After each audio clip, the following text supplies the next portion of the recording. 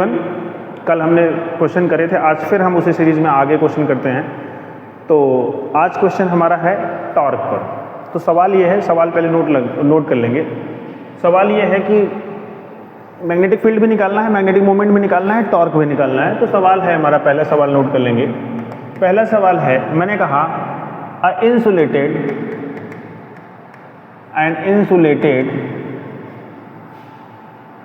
wire is spiral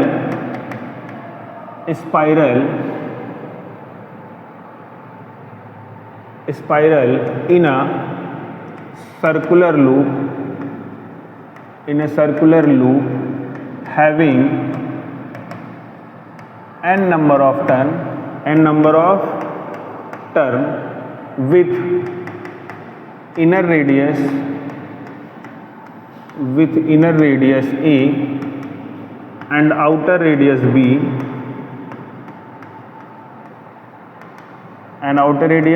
B what is calculate the magnetic moment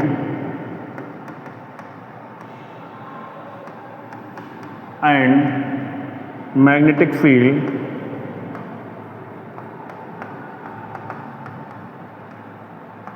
at the center of loop। अब इसमें diagram भी बना हुआ है। डायग्राम ऐसा बना हुआ है कि उसने कहा कि मान लो ये हमारा ऐसा स्पाइरल है। नहीं, उल्टा बना दिया बेटा। स्पाइरल कैसा है?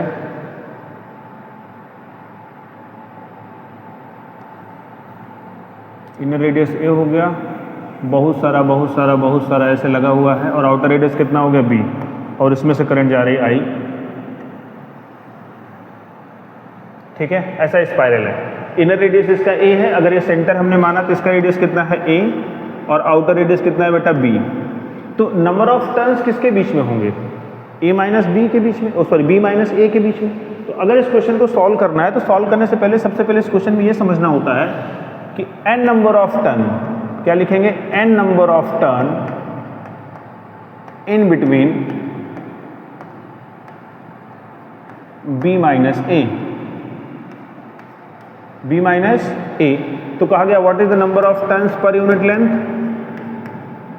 Number of turns per unit लेंथ कितना हो जाएगा? n divided by b minus A. This is the number of turns per unit length, total number of turns per unit length. लेकिन अगर हमने एज्यूम कर लिया कि मान लो हमने कहा कि x डिस्टेंस पर एक एलिमेंट ले लिया इसी स्पाइरल के अंदर, जिसकी थिकनेस कितनी है dx, जिसकी थिकनेस कितनी है dx। ये स्पाइरल के अंदर है, हम चाहते तो उसी डायग्राम में बनाते, लेकिन हम अलग से बना रहे हैं। थिकनेस है इसकी dx, तो इसमें जो नंबर ऑफ टर्न्स आएंगे वो कितना होगा? इसका नंबर ऑफ टर्न्स होगा n dash. Now what is n dash? जो टोटल नंबर ऑफ टर्न्स है उसमें थिकनेस से मल्टीप्लाई कर देंगे तो n डैश जो आ जाएगा, n dash is nothing but number of turns upon b minus A into d x, क्योंकि n डैश किस में है? dx थिकनेस में है। dx थिकनेस में इतना नंबर ऑफ टर्न्स होगा। मेरी बात समझ में आ गई? यहां तक समझ में आ गई तब तो बहुत बढ़िया फायदा। No, what is the magnetic field for single loop? तो एलिमेंटल मैग्नेटिक फील्ड dB कितना हो जाएगा for single loop? Mu not I divided by 2x यहां पर into n dash. But first of all what is n dash? तो you should written mu not I into n divided by 2x into b minus A into d x. Now that is called dB। दोनों तरफ कर दिया integrate, कहां से कहां तक? a से लेकर b तक। Now b is nothing but mu not I N upon 2 b minus A dx upon x का इंटीग्रेशन ln x। लिमिट कहाँ से कहाँ तक बेटा? a से लेकर b तक। तो मैग्नेटिक फील्ड b क्या आ गया हमारे पास? Mu not I N upon 2 b minus a ln b by ln a। Now this is the magnetic field. अब चूंकि करंट सर्कुलर लूप में बह रही तो डायरेक्शन ऑफ मैग्नेटिक फील्ड भी आएगी। अब डिपेंड करता है what is the direction, how to find out. तो अगर करंट ऐसे जा रही तो एंटी क्लॉकवाइज, तो मैग्नेटिक फील्ड अंदर, तो मैग्नेटिक फील्ड अंदर होगा तो अंडर होगा तो इस तरह का साइन बनेगा। यहां तक बात समझ आई? No, what is the magnetic moment? What is the magnetic moment? Simple सवाल है। मैग्नेटिक मोमेंट क्या होता है बेटा?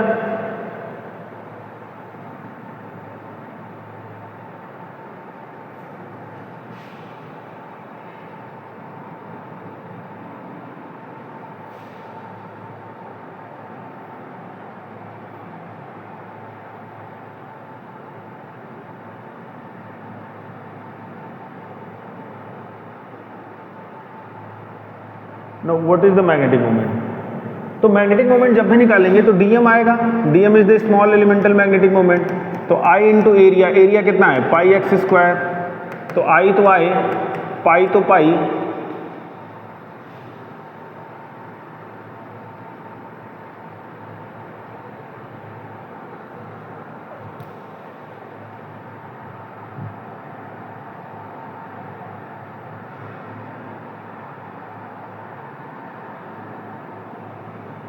होता है कि नहीं होता? पाई एक्स स्क्वायर।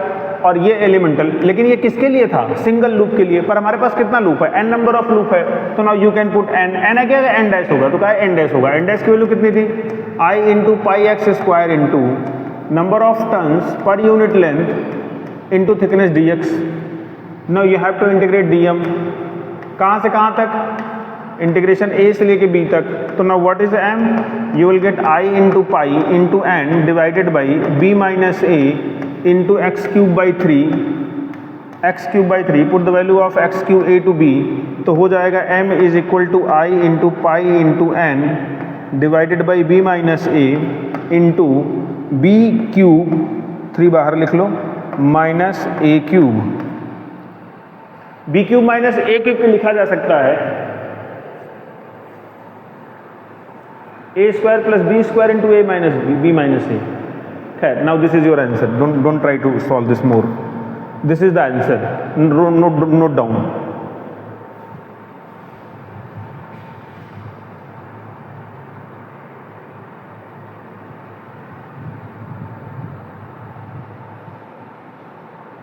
ठीक है बेटा, right down the next question.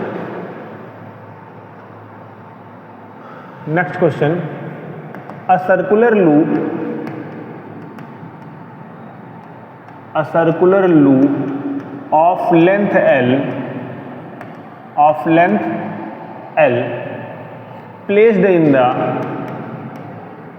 placed in presence of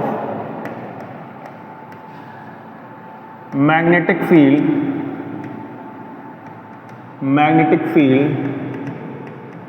B which is parallel to plane, which is parallel to the plane। ऐसा कह रहा है सर्कुलर लूप है जिसकी टोटल लेंथ कितनी है? L। वो कहाँ रखा है? मैग्नेटिक फील्ड में रखा है, जो मैग्नेटिक फील्ड प्लेन के पैरेलल है। Calculate the torque produced by it. Calculate the torque produce, पहला पार्ट। इसी का दूसरा पार्ट क्या है? When this length of circular loop is converted into square, now what is the torque?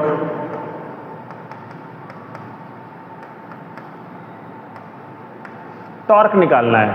Question देखो एक बार अच्छे से।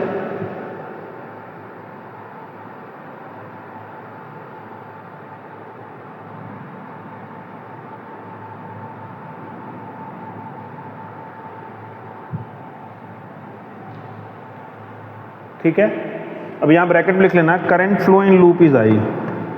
Current flow in loop is I. तो भैया लूप भी बना हुआ है, करंट ऐसे फ्लो कर रही है और मैग्नेटिक फील्ड ऐसे है। देख लो, this is the magnetic field. इसमें क्या रखा गया है? लूप रखा गया है। अब लूप की लेंथ कितनी है? L है। लूप की लेंथ कितनी है? L है। अगर लूप की लेंथ L है तो नाउ लेंथ कितना है 2 पाई कैपिटल आर बराबर L. Now radius is equal to L upon 2 pi, radius is equal to L upon, तो मैग्नेटिक मोमेंट कितना आ गया, magnetic moment is nothing but I into area. तो आई, एरिया कितना pi R square, तो pi R square में R कितना आ गया आई पाई एल अपॉन 2 पाई का whole square. Now you can get I into pi, pi ने pi को काट दिया तो पाई खत्म हो जाएगा, तो कितना होगा I into l square upon 4 pi, I into l square upon 4 pi. This is the magnetic moment. अगर मैग्नेटिक मोमेंट आ गया ना, what is the torque, torque is nothing but m b sine theta, m b sine theta. Magnetic field और magnetic moment, ध्यान से देखो, पीछे आ जाओ थोड़ा सा, करंट ऐसे भी रही तो मैग्नेटिक मोमेंट अंदर और मैग्नेटिक फील्ड इधर, तो दोनों में एंगल कितना है 90 डिग्री है। तो यहाँ पे लिखेंगे tau is nothing but m b sine 90, और एम तो आप निकाल रखा है I into l square upon 4 pi into b. Now this is the torque 1 when circular loop are present. अब इसी सर्कुलर लूप में बी पार्ट क्या कह रहा है कि सर्कुलर लूप को हमने स्क्वायर बना दिया, तो स्क्वायर का साइड होता है 4a, तो एक साइड हो जाएगा l by 4। Now what is the magnetic moment I into area का स्क्वायर, तो आई एरिया कितना हो जाएगा स्क्वायर का स्क्वायर, तो a स्क्वायर होता है एरिया, तो कितना हो जाएगा आई L square upon 16। Now this is the magnetic moment. Now what is the torque, torque अभी भी होगा एम बी साइन 90, तो m तो m रहेगा, m कितना है I L square upon 16 into B. तो कौन बड़ा कौन छोटा, ये तुम खुद कैलकुलेट कर लेना, कोई बड़ी बात नहीं है। दोनों का टॉर्क हमने निकाल लिया, दोनों का क्या निकाल लिया, टॉर्क हमने निकाल लिया, दोनों का टॉर्क हमने निकाल लिया। यहाँ तक समझ आ गया, इसको नोट कर लो बेटा, फिर हम आगे बढ़ते हैं।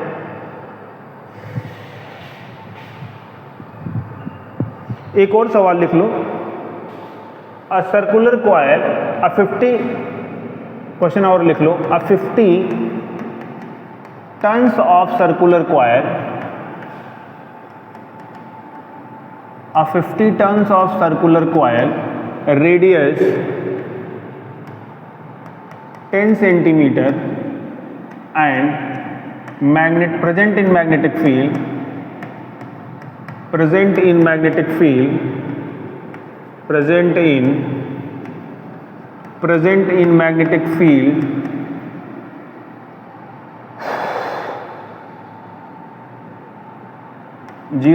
.6 Tesla,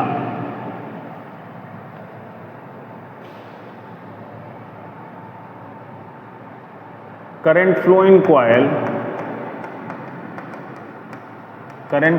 coil, is 2 ampere. Find out torque